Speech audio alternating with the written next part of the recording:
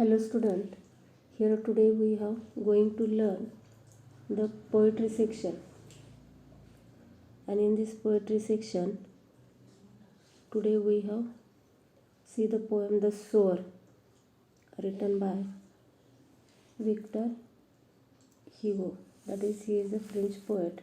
In this poem The Sower is translation of famous author, that is Victor Hugo, novelists and dramatists. And here see this introductory passage. He also French romantic writer.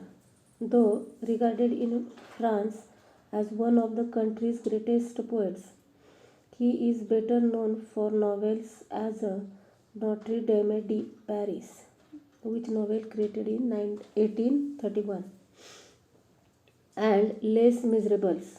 This is also published in 1862, and all these translated by Torulata Dutt. Torulata Dutt, a Bengali poet also known as a Toru, wrote in English and French, was born in 4th March 1856 in Kolkata.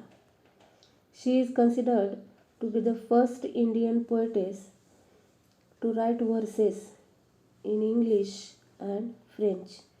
She translated dozens of poems and completed a novel before her death at the age of 21.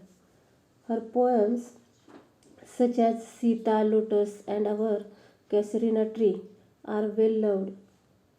The Sower is a translation of Victor Hugo's poem Saison des Similes, Le Sower.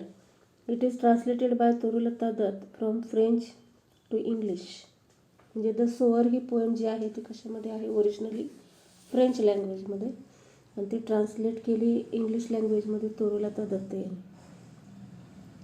The sower is a poem about farmer who is sowing. आता poem कशाबद्दल आहे ते त्यांनी लास्टला 2 लाईन्समध्ये explain केलेलं आहे बघा. काय आहे ह्या पोएममध्ये? The sower is a poem about the farmer who is sowing seeds. He has seen many bad harvests in his life. However, he is so optimistic of having a good harvest every time he tosses grain. म्हणजे Zoar ह्या पोएममध्ये काय describe केलं तर फार्मरचं toil म्हणतो आपण, hard work. He already to sow, त्याने बी पेरलेलं आहे, पण काही म्हणतो आपण रेन प्रॉब्लेम्स असतील, काही वेदर प्रॉब्लेम्स असतील की ज्यामुळे बी उगवलं नाही, पण तो कसा आहे, आशावादी आहे, अगदी पुन्हा कष्ट करायला तो तयार आहे. आणि हा कष्टकरी माणूस चिकाटीने काय करतो, शेतामध्ये काम करतो. Okay, then we discuss for ice breakers. See this ice breakers. Ice ब्रेकर्समध्ये त्यांनी काय केलेलं आहे तर तुम्हाला 3 ॲक्टिव्हिटी फिल करायला सांगितली. एक फिल करून दिलेली आहे बघा. एक ॲक्टिव्हिटी काय केली, फिल करून दिली. त्याच्या अगोदर एक फर्स्ट ॲक्टिव्हिटी आहे बघा, make a list of words related to agriculture. म्हणजे ॲग्रिकल्चर रिलेटेड वर्ड्स काय करा तुम्ही, एक्सप्लेन करा. तुम्ही सांगू शकता कुठले कुठले, तर फार्मर आहे, क्रॉप आहे, फील्ड आहे, फ्लो आहे, इरिगेटिंग आहे, रेनफॉल आहे. These are the farming related words, म्हणजे शेतीविषयक शब्द थोडक्यामध्ये. Then discuss the activities carried out by a farmer. शेतकरी शेतीमध्ये काय करतो, ह्या ॲक्टिव्हिटीज कुठल्या त्या तुम्हाला विचारलेल्या आहेत. पहिली एक ॲक्टिव्हिटी त्यांनी फिल करून दिली आहे बघा, प्लोईंग म्हणजे काय, नांगरणे. प्लोईंग दॅट मीन्स नांगरणे. आता दुसरी ॲक्टिव्हिटी आपण कुठली घेऊ शकतो बघा बरं. दुसरी ॲक्टिव्हिटी प्लोईंगला तर सोईंग काय घेऊ शकतो, सोईंग. हे तर लिहिते मी बघा, that is second one of the activity, sowing. Okay, then आणखीन कुठली ॲक्टिव्हिटी घेऊ शकतो आपण, सोईंग दॅट मीन्स पेरणे, इरिगेटिंग म्हणजे थोडक्यामध्ये पाणी वगैरे शेताला देणे.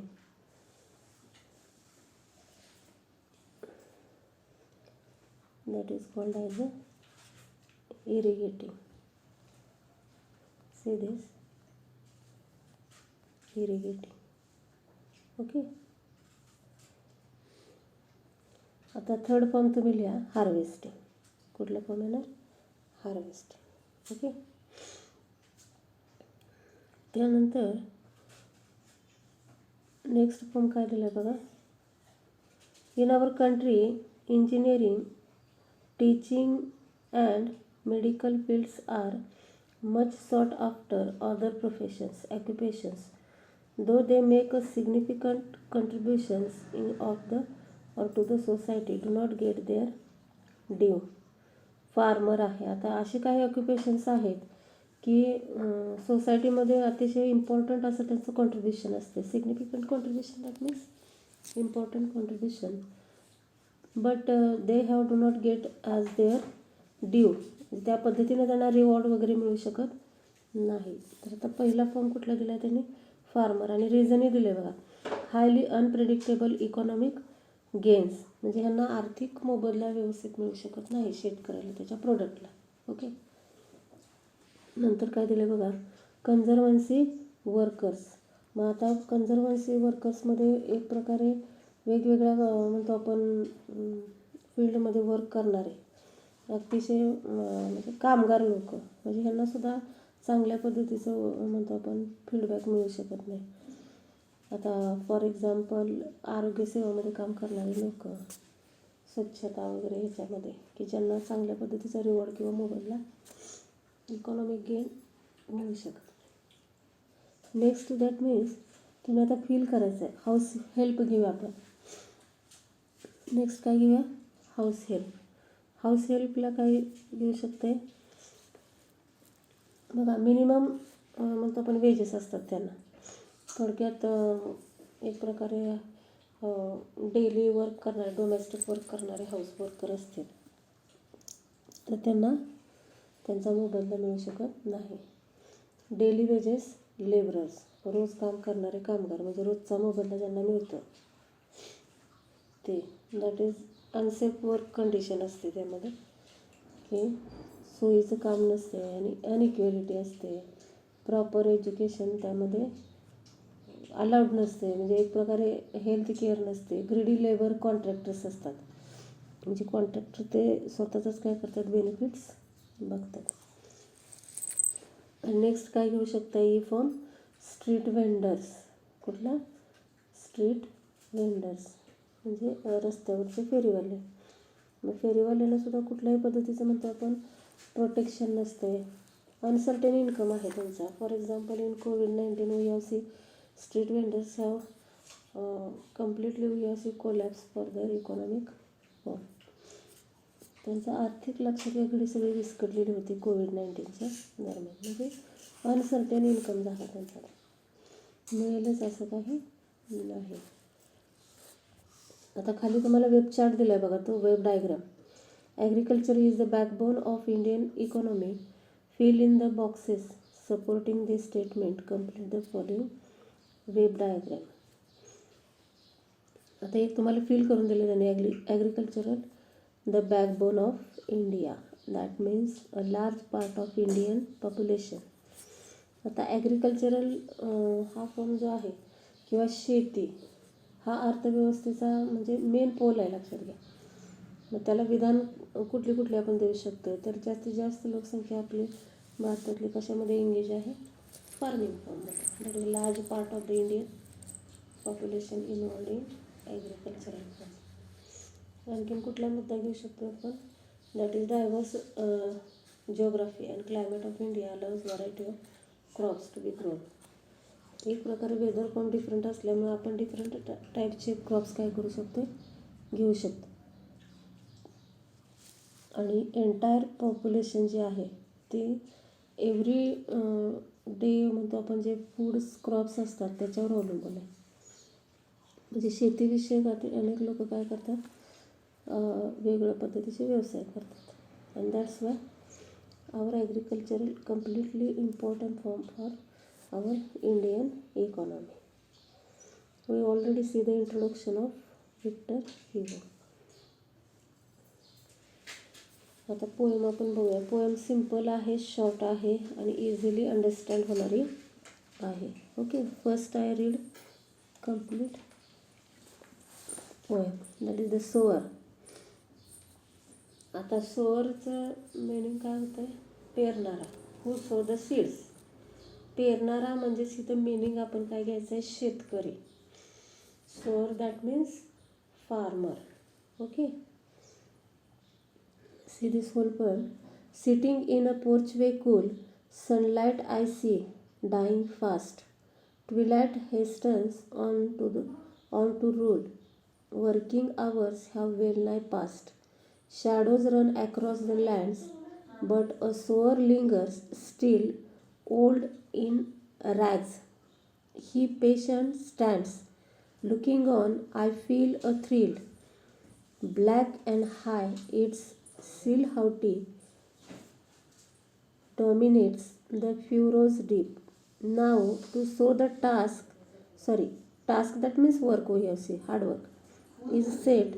Soon shall come a time to reap.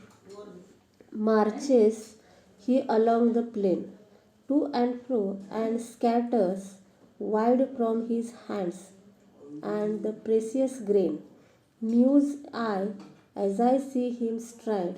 Darkness deepens, fades the light. Now his gestures to mine eyes are august and strange. His height seems to touch the starry skies. Okay, आता margin लाईनमध्ये काही words आहेत बघा, की जे काय आहेत? Difficult words आहेत. त्याची मिनिंग व्यवस्थित लिहून घ्या तुम्ही. पोर्चवे असा फॉर्म दिला आहे बघा. वरांडा थोडक्यामध्ये. मराठी कोड मिक्सिंगमध्ये काय दिलं वर्ड त्यांनी? वरांडा. ओके, अंगण. आता प्रवेशद्वार थोडक्यामध्ये. Then twilight hastens to the rule. ट्विलाइटचं मिनिंग बघूया आपण. डस्क, सडन, हाफ लाईट म्हणजे आपण म्हणतो सायंकाळ. ट्विलाइटचं मिनिंग काय घ्यायचं? सायंकाळ. आता नाईटफॉलसुद्धा मिनिंग फॉर्म येतो ह्याला ट्विलाइटला, म्हणजे संध्याकाळ होणे, अंधार पडणे थोडक्यामध्ये. बघा, sitting in a porch way cool, sunlight I see dying fast. बघा, आय सी डाईंग फास्ट. आता सनलाईट होतं, पण ते सनलाईट आता काय व्हायला लागलेलं आहे? सनसेट व्हायला लागले. सूर्य काय व्हायला लागला आहे? मावळायला लागला आहे. तो अतिशय स्पीडीत चालली ती activity. That's called as a dying fast असं म्हटलं. ॲक्च्युली डाईंगचा अर्थ इथं काय घ्यायचं आहे? मावळणे असं घ्यायचं आहे. सूर्य झपाट्याने मावळत. मग लेखिका दारात बसलेली आहे आणि तिच्या दारात बसल्यानंतर सायंकाळचं एक प्रकारे पिक्चर ती बघते, एक दृश्य बघते. काय बघते? की सूर्य अतिशय झपाट्याने काय होते? मावळते. That is I see dying fast. Sunlight dying fast, that means there is a created sunset. Okay, that is evening scene. She watching evening scene.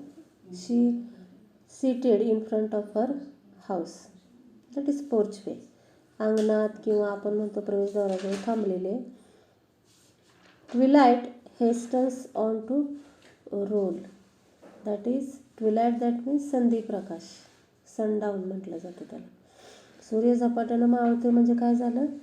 तिन्ही सांज झालं म्हणतो की नाही आपण. That's called as a hastens. That is मावळणे. ट्विलाइट म्हणजे सायंकाळ. आता एक प्रकारे म्हटलं जातं की सायंकाळ होते ही अतिशय स्पीडी ॲक्टिव्हिटी आहे, लक्षात घ्या. 1:05 नंतर सूर्य इमिडिएटली लक्षात घ्या काय होतो? मावळत असतो. ओके, संधिप्रकाश पसरायला लागला म्हणतो आपण, किंवा सूर्य मावळायला लागला आहे, अंधार पडायला लागलेला आहे. Okay, then working hours have well nigh past. WELLNIGH. वेल नाय. वेल नाय दॅट मीन्स ऑलमोस्ट कम्प्लीट. अगदी जवळ म्हणतो की नाही आपण. ऑलमोस्ट बट नॉट कम्प्लिटली और exactly just about.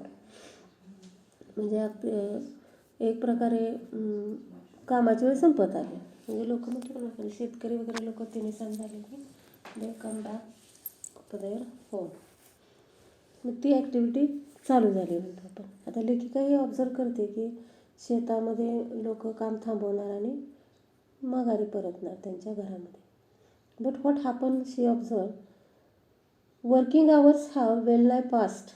That is working hours just leave you see completed.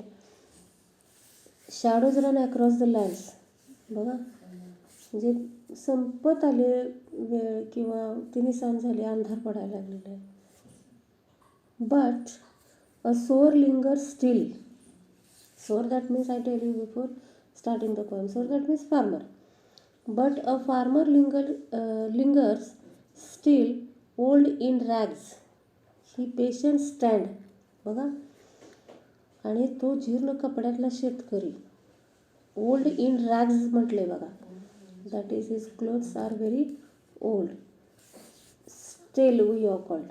एक प्रकारे जीर्ण झालेली काय आहेत त्याची कपडे आहेत आणि तिथंच तो रेंगाळतोय शेतातच. That is hangs around. Okay. But a sower linger still old in rags he patient stand. म्हणजे त्याच्याकडे चिकाटी आहे, लक्षात घ्या. एक प्रकारे कपॅसिटी अशी आहे की तो कष्टकरी शेतकरी अजूनही शेतात काम करतो. And when poetess watching all these activities for that farmer she became very respectable about him. आता हे बघितल्यानंतर मात्र कुठल्या फिलिंग्स झालेत बघा पोएटेसच्या माइंडमध्ये.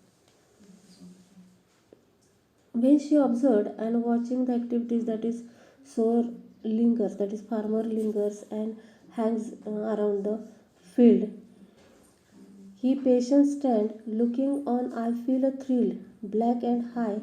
His silhouette. बघा that's word silhouette or silhouette.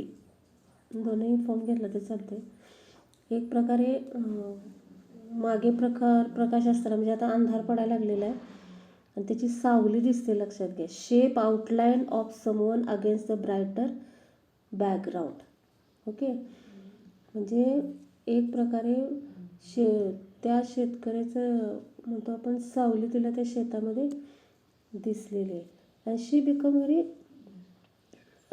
We are called adorable or respectable for that farmer. म्हणजे एक प्रकारे आपुलकीची भावना तिच्या माइंडमध्ये काय झाली क्रिएट झालेली आहे.